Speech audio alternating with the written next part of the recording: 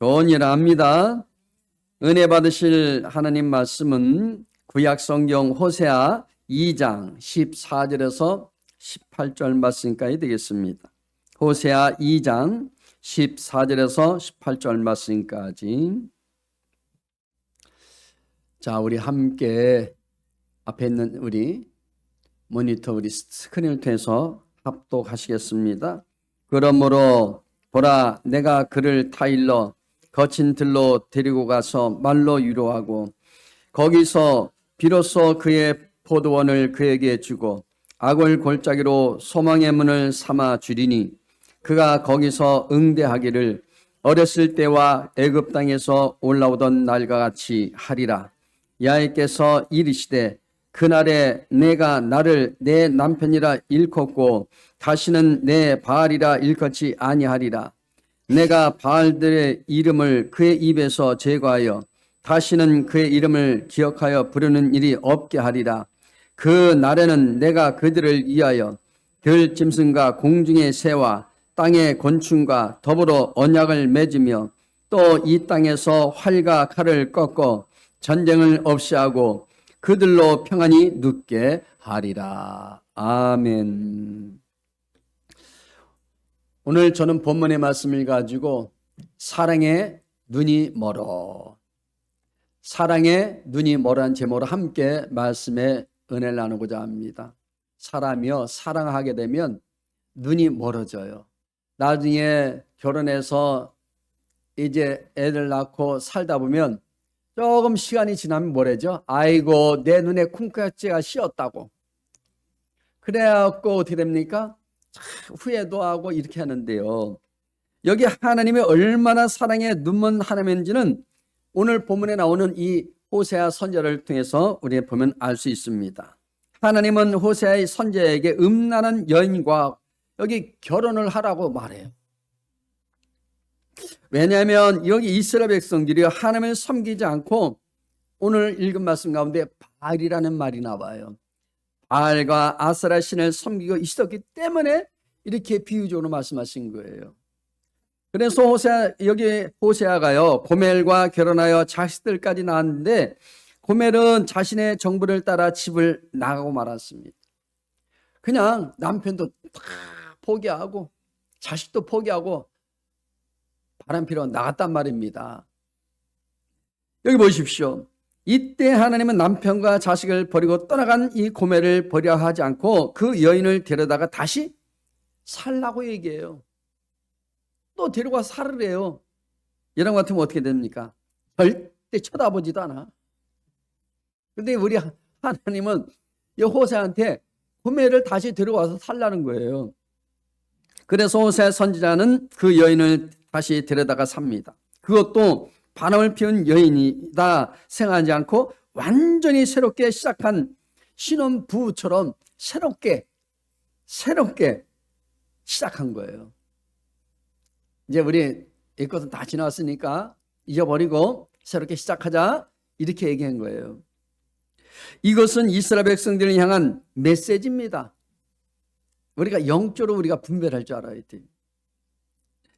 여기 이스라엘 백성은 한 분 하나님의 신 야훼만 섬겨야 하는데 여기 바알과 아세라 이 모든 신을 섬긴 거예요. 다시 말해서 남편 같으신 하나님을 버리고 바람을 피웠다는 얘기입니다. 지금도 이 세상 살아가는데 그렇지 않습니까? 하나님을 내 남편을 섬겨야 되는데 잠깐만 이상한 것을 섬겨요. 물질을 섬기고 말 못하는 저 고목남에 섬기고 많은 우상을 섬기는 그런 지금 우리 시대에 살고 있습니다. 다시 말해서 여기 우리 보십시오. 남편 되신 하나님을 버리고 바람을 피웠다는 얘기입니다. 그런데 이 호세아가 자신의 아내를 다시 데려온 것처럼 하나님은요, 이스라엘 백성들을 간음에도 불구하고 다시 데려와 살았다는 얘기입니다. 저와 여러분들은 하나님 없으면 어떻게 됩니까? 죄인이에요. 우리도 우상을 섬기며 죄악 가운데 삽니다. 그런데 하나님은 우리를 그런 거 다 용서해 주시고 이렇게 와서 예배당에서 예배 드리며 우리 신랑으로 우리가 주님을 맞이할 수 있도록 허락하셨음을 믿으시기 바랍니다. 여기 한마디로 사랑에 완전히 서로 눈 모신 분이 누구예요? 하나님이라는 거예요. 오늘 본문의 말씀을 통해서 이스라엘이 어떤 죄악으로 인해서 여기 고발 당하게 되었는지, 그리고 하나님은 이러한 이스라엘 백성들에게 어떤 사랑을 베푸신지에 대해서 우리가 말씀을 통하여 살펴보고자 합니다. 첫 번째는요, 여기 위로하시는 하나님입니다. 할렐루야. 오늘 본문 호세아 2장 14절 말씀 함께 다시 읽어봅니다. 그러므로 보라, 내가 그를 타일로 거친 들로 데리고 가서 말로 위로하고, 이렇게 말씀합니다. 이 호세아는요, 지금까지 아내의 음행과 부정한 삶을 비판하고 심판한 것이 아니라 타일러서 위로했단 말이에요. 우리 하나님도요, 얼레고 달래고 위로해 주셔요. 아주 파격적인 사랑을 보여주고 있는 거예요. 우리 하나님은 그 사랑을 파격적으로 보여준 게 뭐예요? 십자가 사건입니다. 이것은 호세아의 고멜에 대한 일방적인 사랑이며 아무런 조건 없는 뭐예요? 아가페적인 사랑이에요. 희생적인 사랑을 보여주고 있는 겁니다. 범죄자를 사랑한다는 것, 부정한 여인을 사랑한다는 것은 쉽지 않죠. 그를 위로한다는 것은 더더욱 쉽지 않습니다. 어려운 일입니다. 호세아가 그런 아내를 어디로 데리고 가서 타이르게 되었나요? 성경 뭐라고 말합니까? 거친 들이라고 얘기해요. 왜 하필이면 거친 들을 여기에 들인 광야로 데리고 갔을까요? 그것은 조용히 아내와 단둘이 삶의 문제를 깊이 다루고 싶었기 때문입니다. 우리가 힘들고 어려울 때 있잖아요. 문제 있을 때 어디 갑니까? 금식기도 가잖아요. 하나님과 1:1로 조용하게 그저 묵상하면서 그 문제를 찾고자 합니다. 그리고 하나님의 원하시는 인생길을 알려주고 싶은 남편의 마음 때문이라는 거예요. 우리 하나님도 마찬가지입니다. 이 호세아가 남편으로서 뭐예요? 아내에게 알려주고 싶은 그 마음 때문에 그런 것처럼 우리 하나님도 우리에게 그래서 여러분 참 말씀을 통해서 알려주시는 거예요. 이 이야기는요, 하나님 편에서 볼 때 하나님이 이스라엘을 여기 거친 들로 데리고 와서 거기서 새롭게 시작하도록 하겠다고 위로하시는 오늘 본문의 말씀이에요. 여기서 뭐예요? 거친 들은 인생길에서 겪는 시련과 어려움을 상징해요. 성경 말씀에 뭐랬죠? 보라, 이것은 지나갔으니 이제 새 것이 되었도다. 그런 이제는 우리가 출발점에 서야 되는데, 오늘 여기 보십시오. 본문 15절에 이렇게 말합니다. 같이 또 읽어볼까요? 거기서 비로소 그의 포도원을 그에게 주고 악을 골짜기로 소망의 문을 삼아 주리니 그가 거기서 응대하기를 어렸을 때와 애굽 땅에서 올라오던 날과 같이 하리라. 거기서 소망의 문을 여기 삼겠다는 표현이 나옵니다. 소망의 문을 삼겠대요. 이는 뭐예요? 새로운 시작을 의미해 주는 거예요. 우리가 주님 안에서 이제 새롭게 시작할 때 하나님 우리에게 소망을 주십니다. 인생길에서 거친 들로 만나면 대부분 원망하거나 좌절하기 쉽잖아요. 그래요, 안 그래요? 고난이 와보세요. 어려움이 다가오면요, 불평도 하게 되고 내 인생이 이렇게 사는가, 그리고 부모 탓할 때도 있고 하나님 살아계시면 나에게 이런 고난을 줍니까? 라고 원망할 때도 있다는 얘기입니다. 그러나 신앙의 길을 가는 사람은요, 거친 들이 새롭게 시작하는 장소요. 여러분, 기회의 힘을 깨달으시길 바랍니다. 우리는 절대 여러분 믿음 안에서 망하지 않는다는 거예요. 하나님은 결코 거친 들에서 어려움을 겪다 삶을 포기하라고 하신 분이 아니라는 겁니다. 우리에게 말씀하세요. 야, 힘내. 너는 반 잘 될 거야. 거친 들에서 다시 하나님을 찾으며 새로운 시작을 기대하신다는 겁니다. 그분이 기대를 했는데요, 우리에게. 이스라엘이 회개하고 하나님께 돌아올 때 하나님께서는 회개하고 돌아오는 그들에게 계속해서 벌을 내리시거나 아니면 무섭게 심판한 것이 아니라 인자하고 부드럽게 어떻게 한다고요? 그들의 마음을 열 수 있도록 해주신다는 거예요. 그분은 부드러운 분이에요. 따스한 분이에요.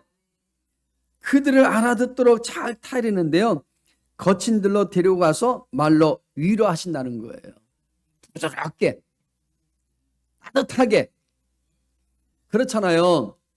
어떤 그냥 같은 피를 섞이지 않은 분인데 참 고난을 많이 받고 어려움 속에 살던 분이 이렇게 이제 좀 자선가에서 송가해서 이렇게 남 도와준 역할을 합니다.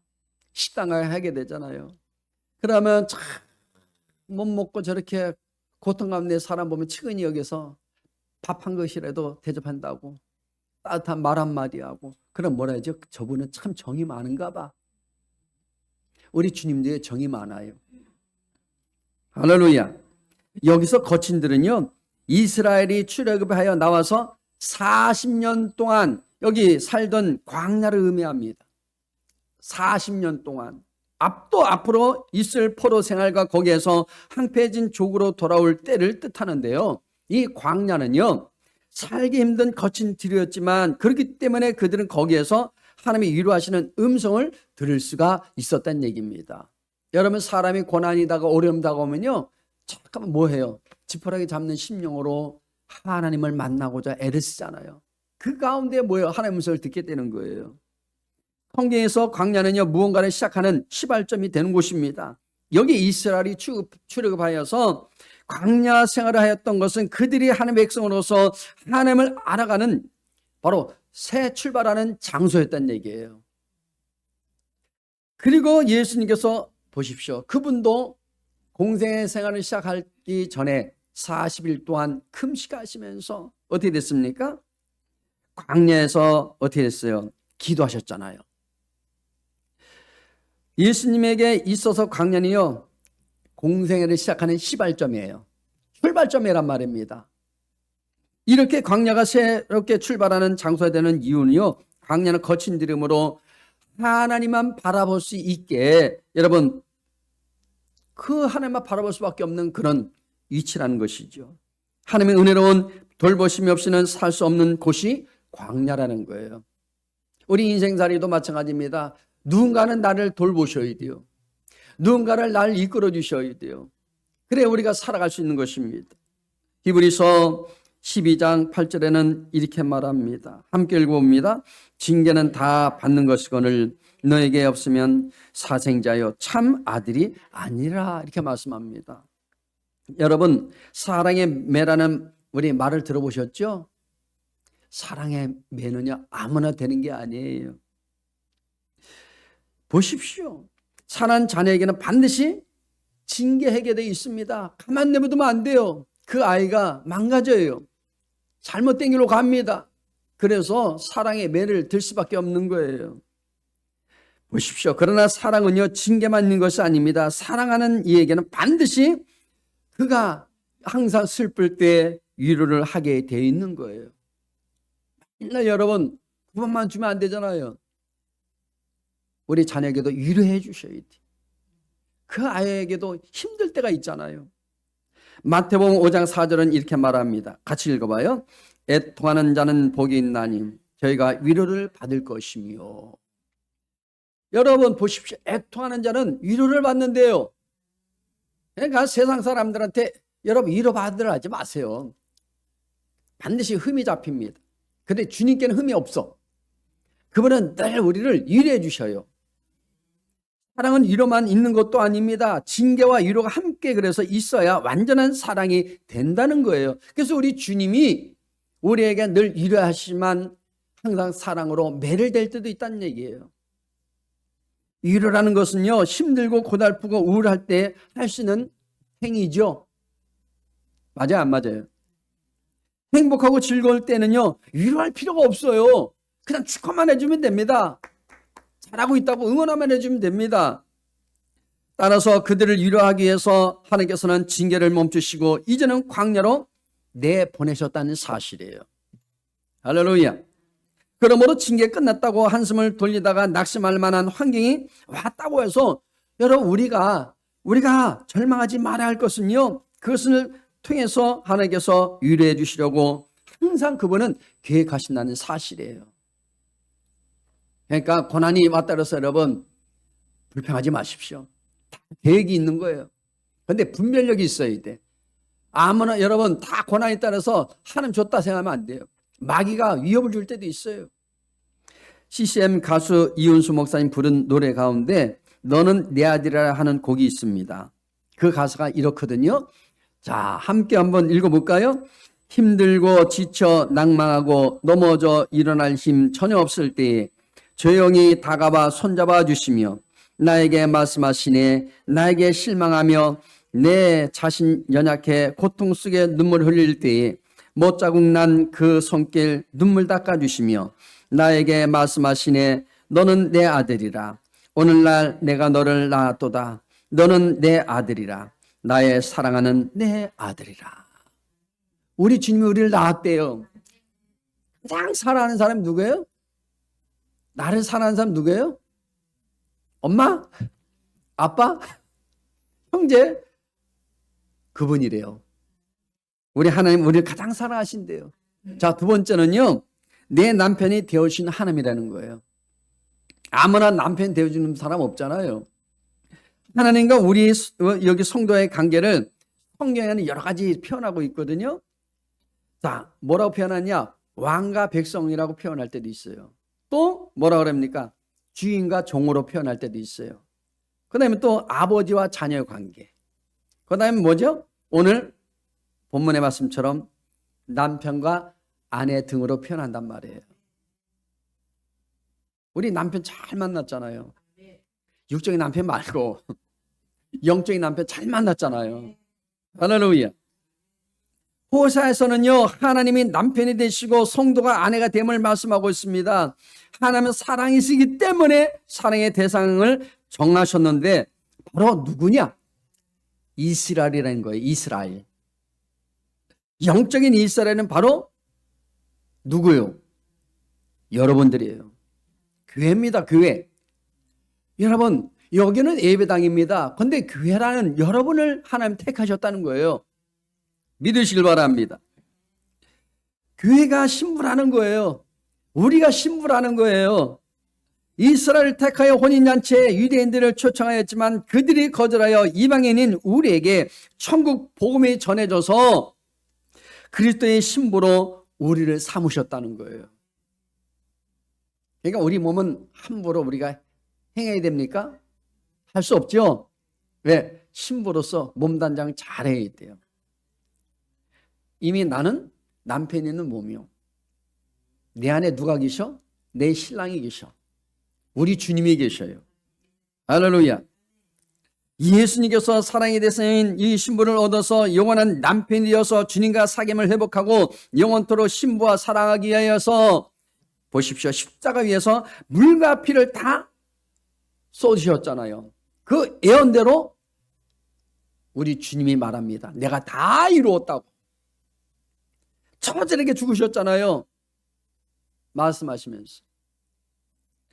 오로지 뭐예요? 신분 교회를 얻기 위해서 그렇게 그분이 십자가를 지신 겁니다. 죽으신 거예요. 저와 여러분들을 얻기 위해서. 우리를 신부로 맞아주기 위해서 그렇게 했다는 얘기입니다. 자, 이사야 54장 5절 말씀 함께 또 읽어봅니다. 이는 너를 지으신 이가 네 남편이시라. 그의 이름은 만군의 야훼이시며 네 구속자는 이스라엘의 거룩한 이시라. 그는 온 땅의 하나님이라. 일컬음을 받으실 것이다. 그렇게 말씀하고 있는 거예요. 여러분 믿으셔야 돼요. 너를 지으신 자는 네 남편이라 하는 것은 이스라엘 백성을 두고 한 말입니다. 바로 영적인 이스라엘, 바로 우리에게 두고 하신 말씀이에요. 이스라엘 백성에 대하여 하나님은 부부의 관계를 허락해 주셨다는 겁니다. 하나님과 우리의 관계를 허락해 주셨대요. 회복해 주셨대요. 너를 지으신 자는 네 남편이시니 그 이름은 만군의 야훼이시니라고 말씀하신 것은, 그러면 이 남편은 어떤 남편일까요? 육신적인 남편이 아니라 바로 영적인 남편, 신앙적인 남편이 되었다 이 얘기입니다. 요한복음 4장에 보면 수가성 여인에 대해서 나옵니다. 남편이 보십시오. 여기 5명인데 5명을 갈아치운 이야기가 나와요. 여기서 남편에 관한 비밀을 알아보면 이런 이야기입니다. 내가 이곳이 참 평안이 있는 곳이다, 여기가 진리다 라고 생각해서 그곳에서 신앙을 이제 두고 하나님을 믿으면서 참 남편이신 하나님이라고 생각했지만 조금 있다가 보니까 가만히 살펴보니까 이게 비진리다, 이런 얘기입니다. 예를 들어서 얘기하면, 그래서 남편을 갈아치웠던 말이죠. 또 다른 교회 가서 보니까 여기가 진짜로구나 하고서 믿었는데 보니까 또 있다 보니까 거짓 선자란 말입니다. 목회로서 목사가 할 행동을 하지 아니하고 자꾸만 이상한 얘기만 하고 있으니까 이거는 뭔가 잘못됐다. 그래서 뭐예요? 또 갈아치우고 또 갈아치우고 해서 교회를 5번이나 옮겼던 진리 찾는 바로 영적인 여인이었다, 이 얘기입니다. 예레미야 31장 32절 말씀 함께 또 읽어봅니다. 이 언약은 내가 그들의 조상들의 손을 잡고 애굽 땅에서 인도해 내던 날에 맺은 것과 같이 아니할 것은 내가 그들의 남편이 되었어도 그들이 내 언약을 깨뜨렸습니다. 야의 말씀이니라, 이렇게 말씀합니다. 여기 하나님이 이스라엘 백성들을 애굽 땅에서 인도 내셨잖아요. 자, 보십시오. 이스라엘 백성들을 애굽 땅에서 인도하여 낼 때에 하나님은 그들의 남편, 그리고 이스라엘이 남편이 되었는데도 이스라엘 백성들은 그들의 하나님의 언약을 버림으로 말미암아 남편을 어떻게 됐습니까? 버림으로 말미암아 하나님께서 그들을 멀리 하셨다는 거예요. 그러니까 멀리하는 순간부터 뭐가 와요? 고난이 오기 시작하는 거예요. 환난이 옵니다. 그러니까 지금도요, 하나님을 가까이 해야 되는데 안 하니까 지금도 문제가 생기는 거잖아요. 이스라엘 나라가. 자, 세 번째는요, 새로운 관계 회복의 약속이 있어요. 새롭게 시작한다는 얘기 뭐예요? 새로운 관계 회복이에요. 자, 본문 19절에서 20절 말씀 또 읽어봅니다. 내가 네게 장가들어 영원히 살되 공의와 정의와 은총과 국리력임으로 네게 장가들며 진실함으로 네게 장가들리니 네가 야일을 알리라. 이 말씀에서 장가든다는 것은 하나님과의 관계를 의미해 주어요. 관계 회복. 하나님과 이스라엘 사이에 조성될 새로운 관계는 내가 네게 장가들어 영원히 살되라는 말씀으로 여기에 표현되고 있거든요. 주님이 내 안에, 내가 주님 안에 거할 때 영원히 살 몸이 된 거예요. 할렐루야. 이미 여러분들은 저와 여러분 보장되어 있어요. 앞으로 이 세상은 다 언젠가는 가지만 그러나 영원히 살 고향이 있다는 것, 그거를 지금 말씀해 주는 거예요. 이전에도 하나님과 이스라엘 관계는요, 결혼으로 비유되어 있어요. 이 결혼은 선민들이 불순종으로 깨어졌죠. 우리 선조인 첫 사람 아담과 하와도요, 결국 하나님과의 관계를 깨트림으로 인해서 어떻게 돼요? 결국 이렇게 고난이 오게 됐고 문제가 오게 된 것입니다. 그래서 하나님은 영원히 깨질 수 없는 경관 연합 관계, 다시 말하면 새로운 혼인을 맺으신다고 오늘 성경에 말씀하고 있는 거예요. 본문 7절 말씀 한번 또 봅니다. 그가 그 사랑하는 자를 따라갈지라도 미치지 못하며 그들을 찾을지라도 만나지 못할 것이라. 그제야 그가 이르기를 내가 본 남편에게로 돌아가리니 그때 내 형편이 지금보다 나았습니다 하리라. 이렇게 말씀합니다. 여기 어떤 형편에 있던 자들에게 장가 들겠다고 말씀하시죠? 해요, 안 해요? 그것은 고멜처럼 본 남편을 떠나 다른 남자에게 연애받아 간 자, 즉 하나님께 정절을 지키지 못한 자, 그걸 말해줘요. 그러니까 우리가 이 초심을 잃지 말라는 게 바로 그거예요. 여러분 항상 그렇게 여러분 기도하십시오. 하나님, 내가 주님의 첫사랑을 놓지 않게 해주옵소서. 저도 늘 기도할 때 하나님, 주의 종으로서 주의 첫사랑을 가지고 사명 감당케 해주옵소서. 하나님, 잃어버리지 않도록 도와주옵소서. 교만하지 않도록 도와주옵소서. 여러분, 장가들겠다는 말씀은 사랑의 관계를 회복시켜 주시겠다는 뜻이에요. 이사야 54장 6절 말씀 함께 또 다시 읽어봅니다.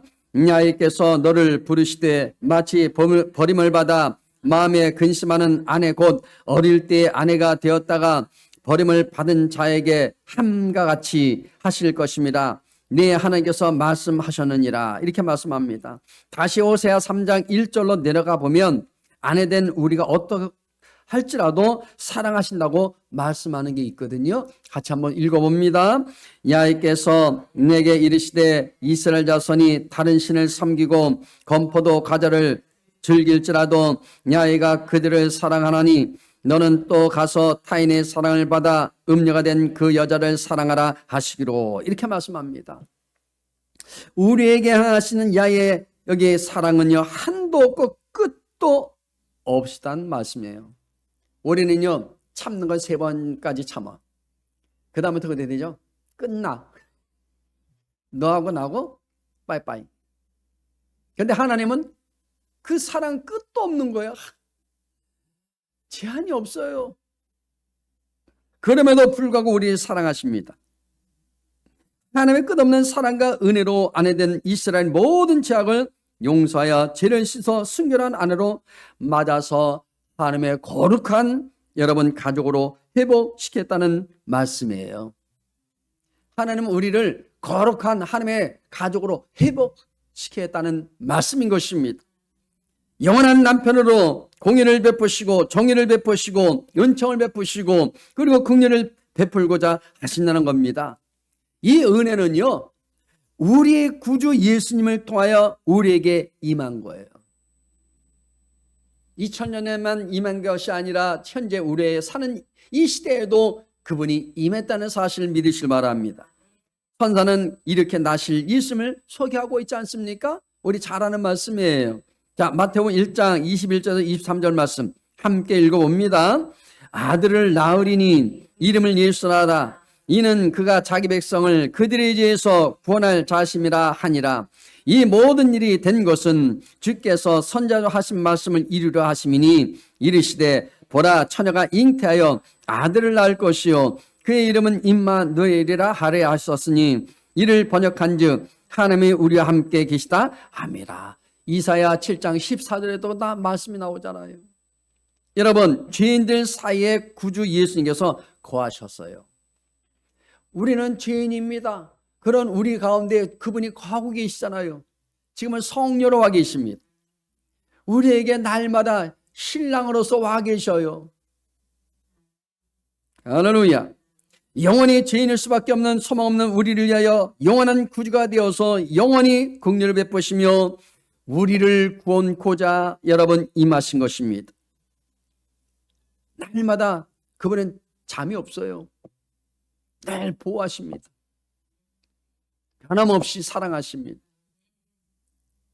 그런데도요, 보십시오.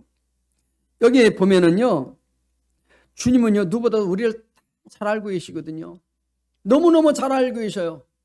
오늘 오실 때 무슨 생각을 갖고 왔는지, 어떤 문제를 가지고 왔는지 다 아신다니까요.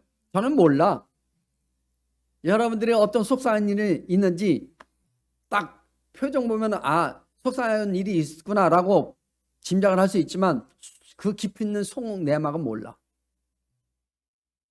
주님만이 알아요. 자신만이 알고. 할렐루야. 그런데도 우리 주님은요, 여기 개의치 않으시고 내 남편이다 하시면서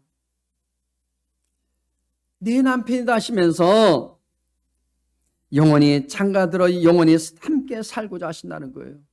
내가 너와 함께 영원히 살고자 한다. 열어다오. 나의 사랑하는 자여, 마음의 문을 열어다오. 문을 열어다오. 내가 너를 사랑한다. 할렐루야. 우리 하나님은요, 우리 삶에 있어서 때로는 막으시고 때로는요 도로 찾으시면서 때로는 타이르시고 종교에 가서는요 같이 사시고자 우리를 사랑하신다는 거예요. 얼레고 달래고 다 이루고 어느 때는 한 번씩 매를 들 때도 있고 우리가요 그래서 우리를 향하신 하나님의 이 적극적인 이 사랑의 앞에 우리 믿음으로 순종하시길 바랍니다. 말씀대로 사시길 바랍니다. 우리 주님은요 부탁을 하고 있는 거예요. 제발 내 뜻대로 살아다오. 네 뜻대로 살지 말고 내가 너를 아내로 맞이했으니 사랑하는 나의 아내여 내 뜻대로 살아주면 안 되겠니? 옆 사람 한번 인사하실까요? 주님 뜻대로 삽시다. 한 주간도 여러분 주님 뜻대로 사실 바랍니다. 하나님 모르는 사람들에게 그 남편 대신 우리 주님이 계신 것을 전해주며 사실 바랍니다. 기도하겠습니다. 하나님 감사합니다. 날마다 때를 따라 도우신 주님, 우리를 이처럼 사랑하셔서 항상 깨닫게 해주시고 인도하신 주님 감사합니다.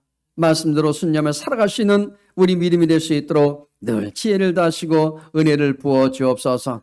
주님의 첫사랑을 우리가 잃어버리지 않도록 인도하여 주옵소서. 예수 이름으로 기도드리옵나이다. 아멘.